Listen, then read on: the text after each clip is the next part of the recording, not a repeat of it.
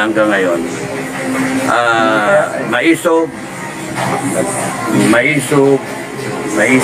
at saka mga KOJC, rally, tapos yung Friday group, EDSA Shrine group, no?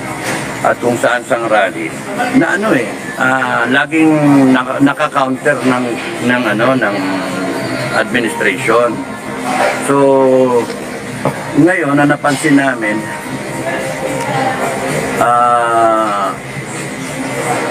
binobola pa tayo, hinagago tayo. May mga counter nila.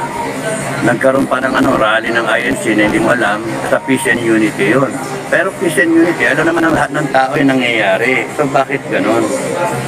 So, nakakatuwa ito, no? Maten pa doon yung mga personalities, mga personalities. So, yun yung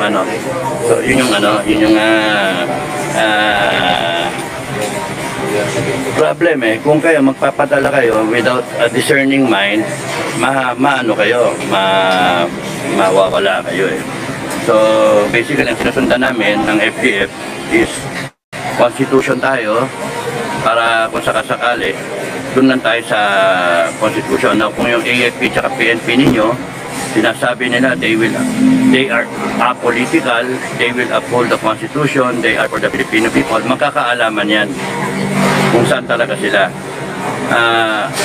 Hindi naman pwede na ang pinag-uusapan dalawang klaseng constitution. Hindi, isa lang yung constitution natin. So, isa lang talaga yung pagbabasehan. At tayong mga kababayan, isa lang yung ini-implement natin constitution. Ang pagkakaiba lang ng grupo ng anti-BBM, iba-iba sila, pero hindi sila magkaisa. Hindi kagaya nitong mga pro-BBM, iba-iba sila, may komunista, may oligarch, may mga tamba, mga pro-kurakot, mga opisyal na mga tarantadong tiwakal na mga magnanakaw, may mga retired na mga officers na para sa kanila. Kaya yun yung nila. That's why nagsama-sama sila. Meron pang Trillanes group, meron pang yung kay Shelo Magno na group, na halo-halo, pero they have one crime: impeach si Sara Duterte. Yun yung nila. So lumalabas parang funded yung impeachment na yan ng not only billions, trillions of pesos, no? So sila united for one cause. Saka na sila mag-aaway-away. Saka na mag-aaway-away na pagka nakuha nila yung gusto nila, which is to neutralize Duterte. Mawala na yung Duterte na pangalan sa political landscape. Kaya kung kayo parang ginagawang tau-tauhan lang, doon kami galit. Ginagagong Pilipino, hindi tama. That's why kinakailangan magkaisa ang mga grupo na against sa corruption, not against the personality, against sa issues. Pangak, droga, pagnanakaw, pagplunder sa bansa natin. Recently, in 2025 budget, inaprubahan, pinirmahan, kahit blanco, ngayon binabalikat. Pinalala po yung issue, ibang issue pinalalabas. Pinalabas pa yung aking inciting to sedition na hanggang ngayon wala naman yung kaso. Wala pa sa piskal So yun? Para tumahimik ako, para matakot, may offer na umalis ako, mag-backdoor ako, mag-asylum ako sa Malaysia. Di ba gago? So, ngayon, ang dami na paplano. So, kami, tinitignan namin yung overall. Kaya huwag kayo naiinip. Hintayin niyo yung hudyat ko kung lalabas ako o kung hindi ako lalabas. Ang kagandahan ng cool ako is it's the trait of a hunter, no? Alamin mo kung sino yung kalaban mo, sino yung kaaway mo, sino yung kakampi mo. So, nandun ako. Huwag kayo naiinip. Kami nag-iisip kami.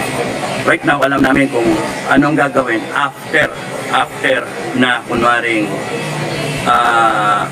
magbago yung ihip ng hangin. Yun yung isang hurdle. Yung magsama-sama kayo, magbuklod-buklod kayo, tumayo kayo, sabay-sabay sa hudyat, isa lang ang sigaw. BBM, wala ka na. We are terminating you. Kaming mga kababayan, we are terminating you. Resign, mayroon pa siyang option eh. Ayaw ko. Ano, gagawin niyo? Ayaw ko. Pero kung BBM, you are fired. We are terminating you. And everyone supporting you, you are terminated. Ganun ba? That's the will of the Filipino people. Doon tayo. Pero yung style na yan, wala eh. Hindi nakarespeto itong mga institusyon natin eh. Hindi na katiwa-tiwala sila kung merong pangkatiting na kabaitan na nakitira sa puso nila. Hindi, pari mga demonyo eh. Kaya nga, ang mahalaga para sa akin, pagka sinabi ko lumabas kayo, lumabas kayo. Dito kayo na ipaglaban ang bansa natin. Yun yung mahalaga.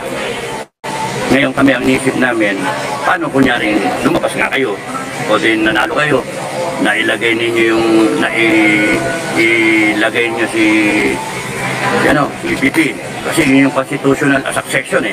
Hindi pwedeng iba eh. Hindi pwede.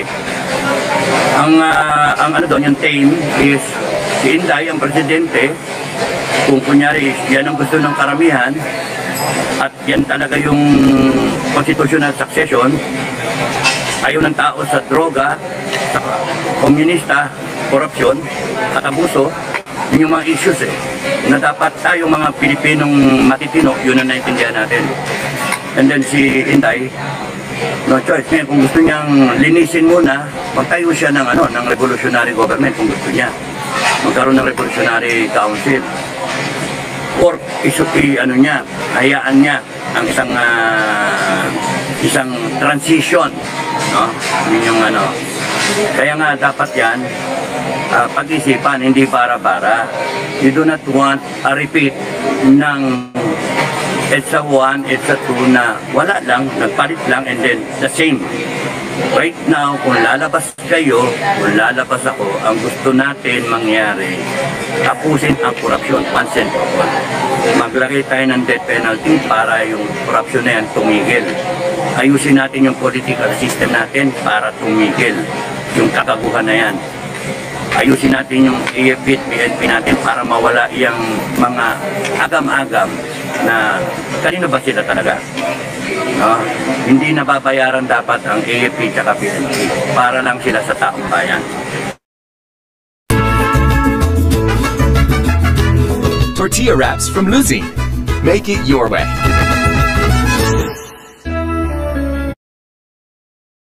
All that is ideal, there's nothing wrong asking for that idea because we have stated that in the preamble. Yun yung gusto natin. Ang gusto natin bansa ay matino. Hindi yung maraming droga, maraming rape, maraming kriminal, maraming mga nag-aaway-away, maraming nagnanakaw. Bilyon na ninanakaw, tahimik pa rin tayo. Iyak tayo na iyak. Once and for all, tapusin natin to. Kaya naman natin eh. All you have to do is stand up, go out and say, itong gusto namin Pilipinas. Ngayon, ang kinakailangan, lahat ng mga groups na ayaw kay BBM at sa mga politikong abuso, you better stand up, you better unite. Hindi yung kanya-kanyang agenda. No? Kanya-kanyang agenda kaya hindi magsasucceed. Samantalang itong kabila, may kanya-kanyang agenda sila. Pero payag sila, mag-unite muna sila. Tsaka na sila magpapatayan, tsaka na sila mag-aawayan. Ang mahalaga, tanggalin muna mga Duterte. Yun yung nila, yun yung game plan nila. Komunista, so far so good, hayaan mo sila mag-away, hayaan mo sila magbangayan. And then in the end, sila yung lalabas sa iniisip nilang 2025 election, nakapwesto lahat. And then madali na yan, impeach nila si Bongbong, na-impeach si Sara, impeach si Bongbong, pasok yung manok nila, si Tamba, and then eventually tanggalin nila si Tamba, si Uto-Uto eh. And then papasok ngayon yung kanilang manok. So, kung papansinin ninyo, yung mga selectis, kanya-kanya rin palapad ng papel para hindi sila maiwan, para yung relevance nila sa kanilang organization, sa CPP, NP, NDF, mapansin sila para sila yung aangat na magiging presidente or prime minister. The moment ma-install yung komunista, they will ask help from China. So kung titignan ninyo, binabaliktad nila yung yung narrative. Ang binalalabas na pro-China ang Duterte. Pero actually sila yung pro-China, yung kabila. So okay nang papanin mga kababayan. Ginaga ko kayo. No, ginaga ko kayo. Ang FGF, panta kayo para sa inyo. Kung kinakailangan kaming lumitaw, lilitaw kami. Pero mahalaga, kayo mga kababayan ang magsabi. Sige, hanggang dito na lang. Maraming salamat. Magkalaray pa si Bukay. So hanggang dito na lang. Maraming salamat. God bless everyone. Mamaya ulit. Bye-bye.